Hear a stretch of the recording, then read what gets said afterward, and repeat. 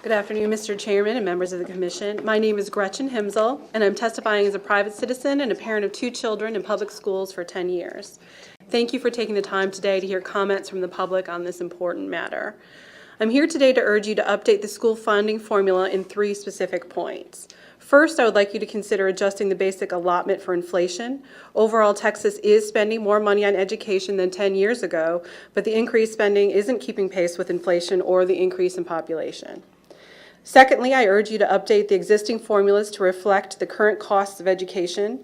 The school funding formulas were developed in the 1980s and haven't been updated in the 30 years since.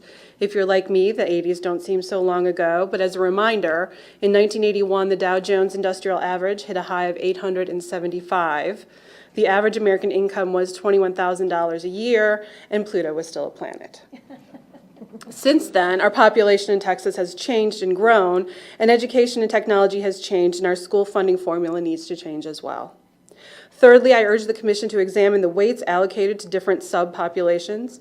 The current formula provides 20% in additional funding for low-income students, but studies show that they require 40% more.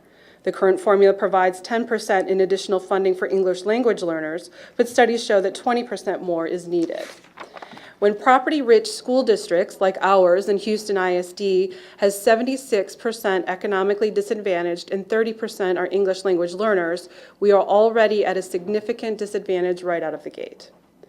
Members, at a minimum, I urge you to recommend adjusting the formula for inflation, updating the formula to reflect the current costs of education, and increasing the weights to be appropriately matched the real costs of educating. These additional funds, if put toward things that actually make a difference, and as a parent and volunteer in our schools for 10 years, I have seen these things that do make a difference. If the funds are put toward keeping experienced teachers in the classrooms and appropriate class sizes, we can improve outcomes for all our Texas students and ultimately Texas. And if I may go off script briefly, Senator West, you asked earlier if I would be willing to pay more in taxes.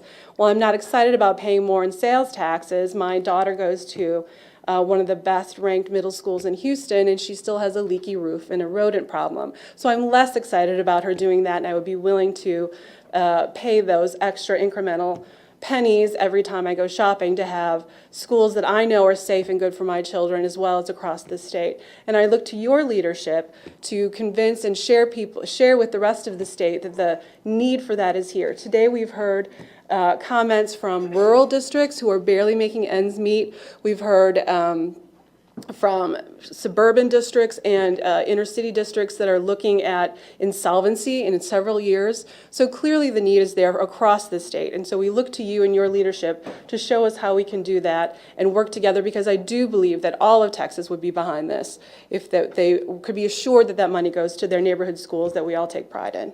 Thank you.